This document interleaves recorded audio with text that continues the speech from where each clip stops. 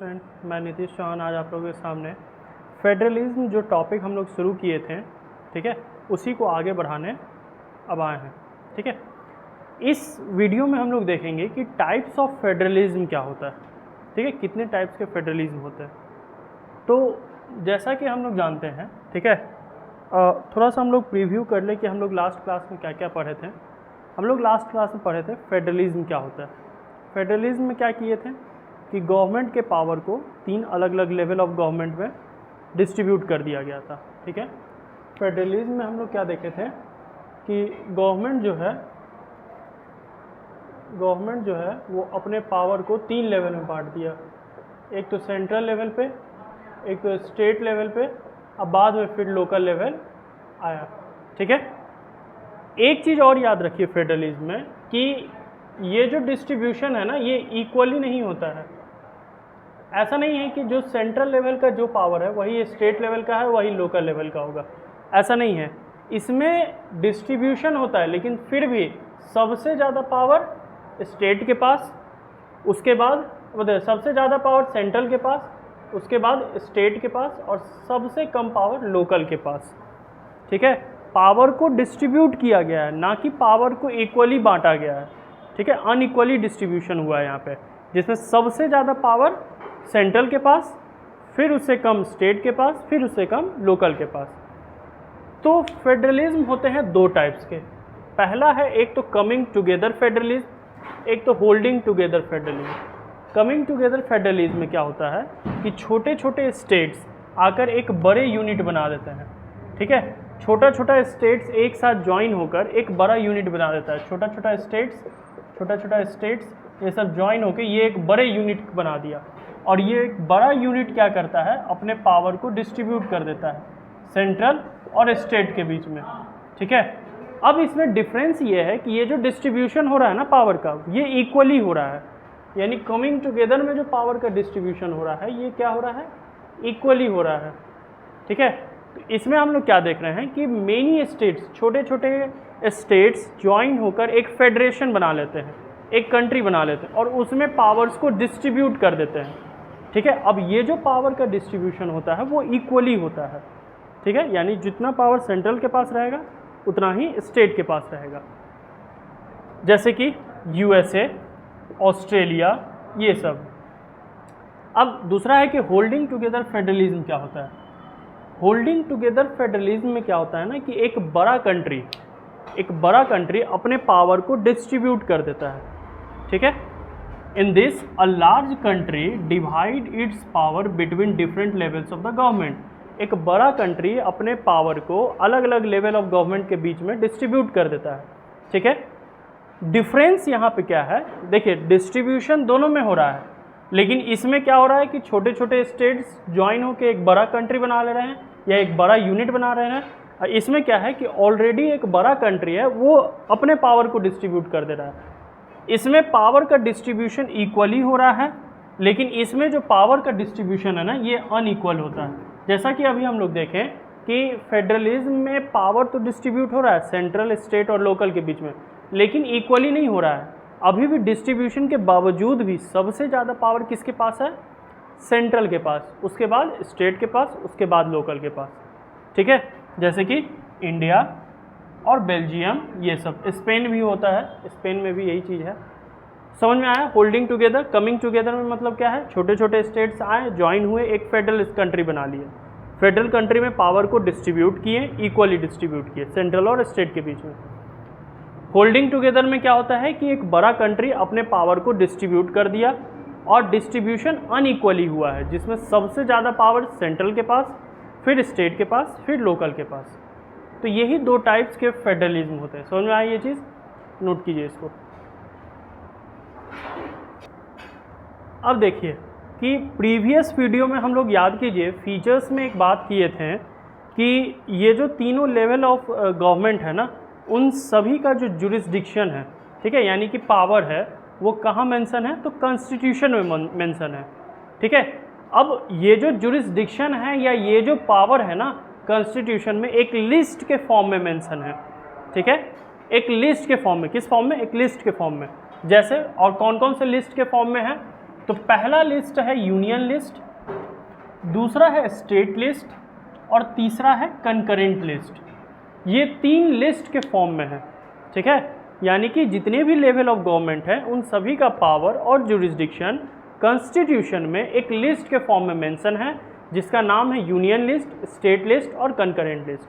पहला लिस्ट क्या है? Union list. इसमें इस लिस्ट में सिर्फ नेशन रिलेटेड सब्जेक्ट्स आएगा, यानी किसी पर्टिकुलर कंट्री से रिलेटेड कोई भी सब्जेक्ट होगा वो किस लिस्ट में आएगा? यूनियन लिस्ट में। एक कंट्री से रिलेटेड, याद रखिए, ना डिस्ट्रिक्ट ना स्टेट, सिर्फ एक पूरे कंट्री से रिलेटेड, ठीक है।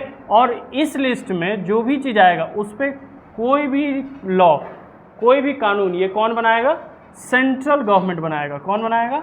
Central government. जैसे डिफेंस, हम लोग कभी कहे हैं कि झारखंड का आर्मी गया है पाकिस्तान से लड़ने?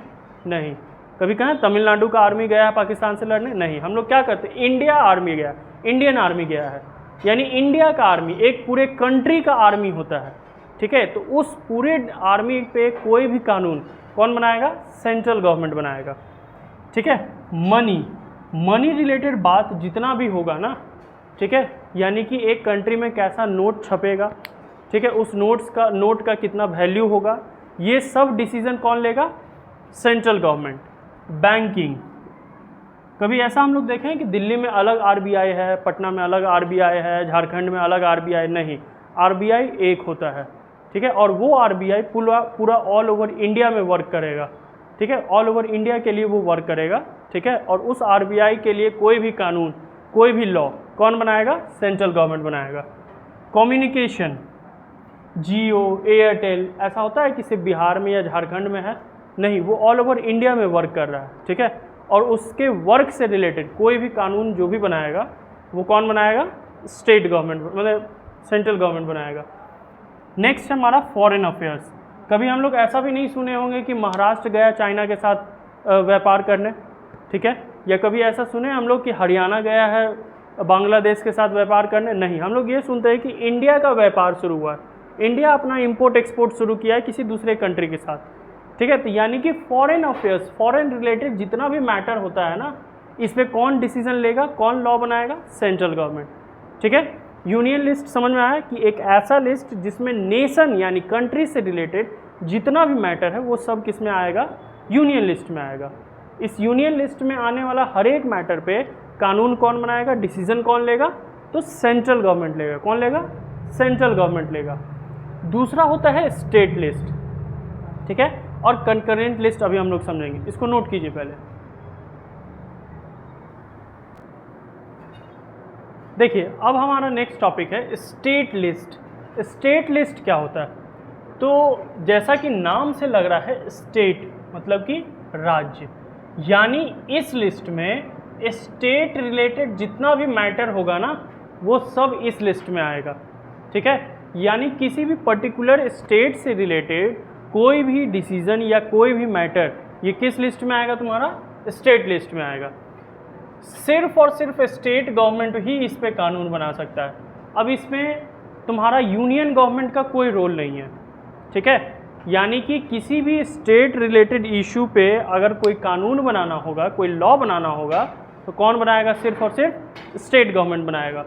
जैसे पुलिस, हम लोग क्या कभी ऐसा सुने इंडियन पुलिस? नहीं, ठीक है, नहीं ना।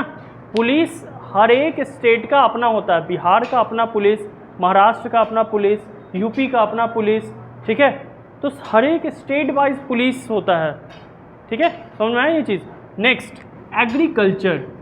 एग्रीकल्चर रिलेटेड जितना भी मैटर है ना उस पर कौन कानून बनाएगा? स्टेट गवर्नमेंट बनाएगा, क्योंकि हर एक स्टेट में अपना अपना तरीका होता है कोई भी एग्रीकल्चर को कंप्लीट करने का। क्योंकि जैसा कि हम लोग जानते हैं अकॉर्डिंग टू ज्योग्राफी हर एक स्टेट का क्लाइमेट, सॉइल, ये सब चीज़ इक्वली नहीं होता है, जिसके कारण हर एक स्टेट में अलग अलग चीज़ का प्रोडक्शन होता है। और ये प्रोडक्शन को कौन देख के रेख करेगा, कौन इस पे कानून बनाएगा? तो स्टेट गवर्नमेंट बनाएगा, ठीक है। अब नीतीश कुमार को नहीं पता है कि महाराष्ट्र में किस टाइप का एग्रीकल्चर होता है, वो महाराष्ट्र के ही सीएम को पता होगा, तो उसके अकॉर्डिंग वो वहाँ पे अपना लॉ बनाएगा। नीतीश कुमार बिहार के अकॉर्डिंग बिहार में कोई भी एग्रीकल्चर लॉ बनाएगा, ठीक है।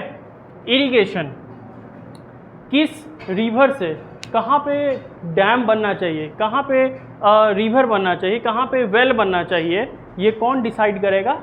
स्टेट गवर्नमेंट डिसाइड करेगा।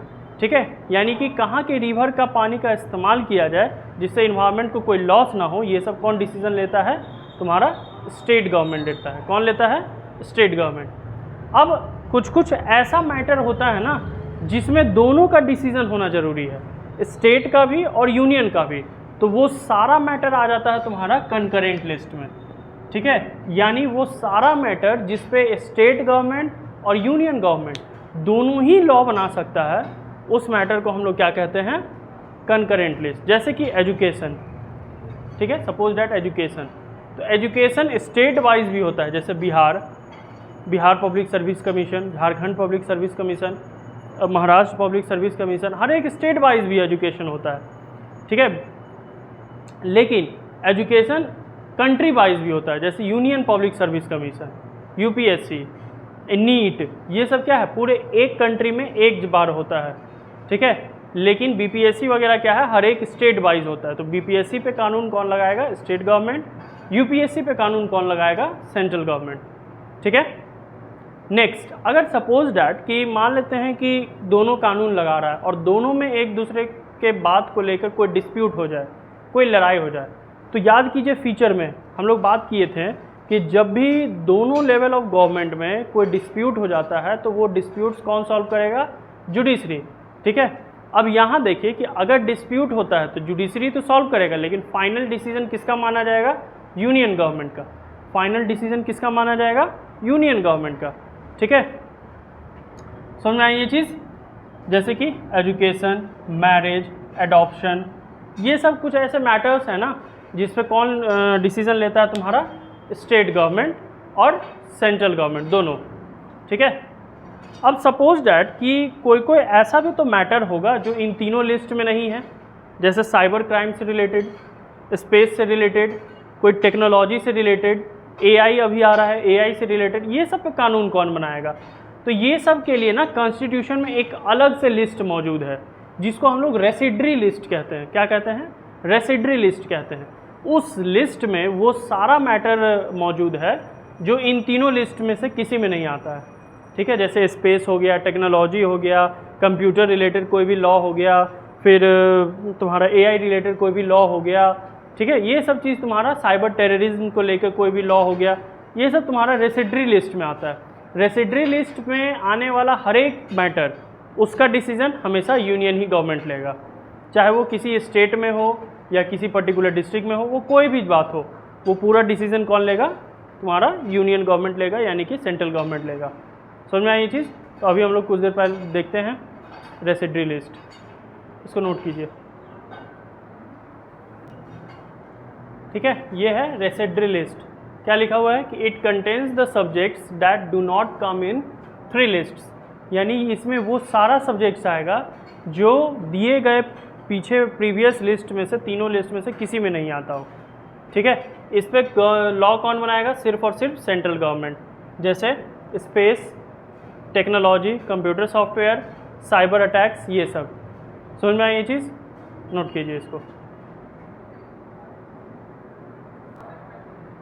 देखिए, हमारे इंडियन यूनियन में, यानी कि इंडिया में, देखिए हमारे इंडियन यूनियन में यानी कि हमारे इंडिया में कुछ ऐसे स्टेट्स हैं जिनको कुछ स्पेशल प्रोविजंस मिला हुआ है। ठीक है, कुछ स्पेशल पावर है उनके लिए, जैसे अरुणाचल प्रदेश, जम्मू कश्मीर, असम, नागालैंड, मिजोरम। ठीक है, तो ये सब कुछ ऐसे स्टेट्स हैं ना जिनको स्पेशल प्रोविजंस मिला है, कुछ स्पेशल पावर मिला है। जैसे जम्मू एंड कश्मीर की अगर हम लोग बात करें, जम्मू एंड कश्मीर की अगर बात करें तो 2019 से पहले इस यहाँ पे क्या था? आर्टिकल 370 था।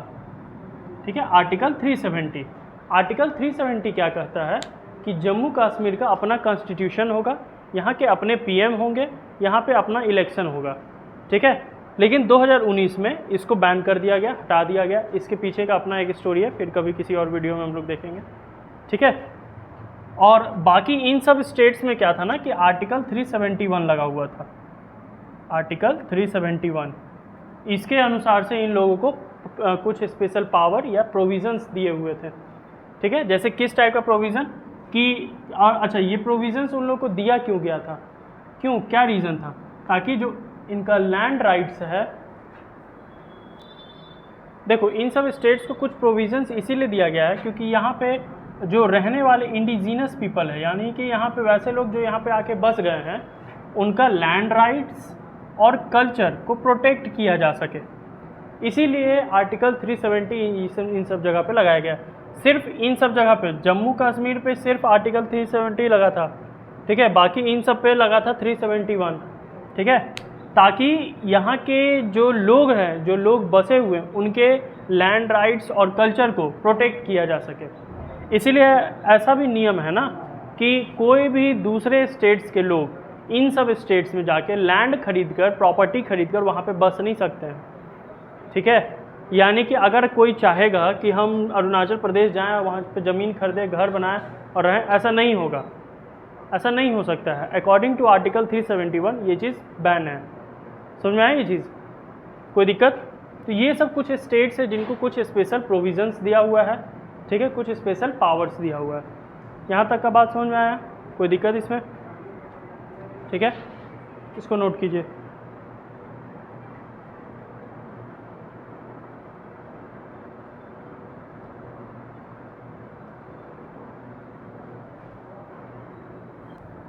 यहाँ तक का बात समझ में आया। अब इसके अगले वीडियो में हम लोग देखेंगे यूनियन टेरिटरीज़ के बारे में, ठीक है भाई। यूनियन टेरिटरीज़ क्या होता है, उनको स्टेट का दर्जा क्यों नहीं दिया गया, ठीक है। बने रहिए हमारे इस वीडियो के साथ, ठीक है। मिलते हैं हम लोग अपने अगले एपिसोड में, ठीक है ना। और हमारे इस वीडियो को लाइक सब्सक्राइब कीजिए और जितना हो सके शेयरिंग करते रहिए, बिकॉज शेयरिंग इज़ केयरिंग, है ना।